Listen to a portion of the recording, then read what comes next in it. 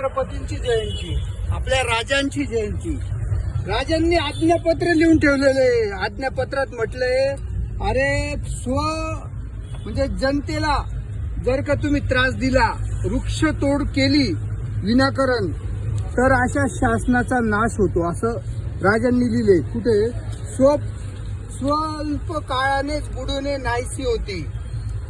ते कार्य करणारा सहित एकास दुःख देऊन, इथे लिहिलंय, एकास दुःख देऊन जे कार्य करीन म्हणेल ते कार्य करणाऱ्या सहित स्वल्प काळानेच बुडून नाहीसे होती, असं नाश होईल असं. म्हणजे हे आणि या वटवृक्षांचा नाश, या वट पिंपळासारख्या फायकत जातींचा जे न्यायालयाचे आदेश आहे 41/2006, याच्यामध्ये न्यायालयाने स्पष्ट म्हटलंय, त्यांना काय वाचता येत नाही का काय झालं काही समजत नाही, स्पष्टपणे सांगितलं की फायकस वडाचीच्या झाडांचं ट्रान्सप्लांट करायचं नाही, हा न्यायालयाचा आदेश आहे.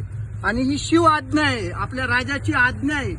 ही शिव आज्ञा जुगारून नाशिक महानगरपालिका नाशिकच्या सर्व रस्ते वृक्षमुक्त करण्याचा त्यांनी संकल्प घेतलेला आहे.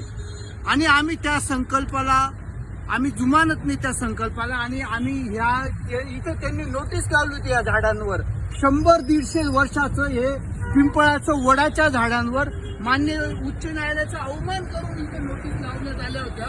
आणि त्याचा निषेध करत आम्ही या झाडांवर आज शिव आज्ञा आणि न्यायालयाचा आदेश, ही शिव आज्ञा आहे आणि हा न्यायालयाचा आदेश दोन्ही लावायचं काम आम्ही इथं करतोय.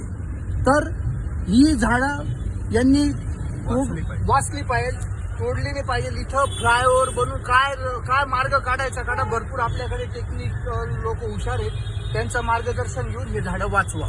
धन्यवाद.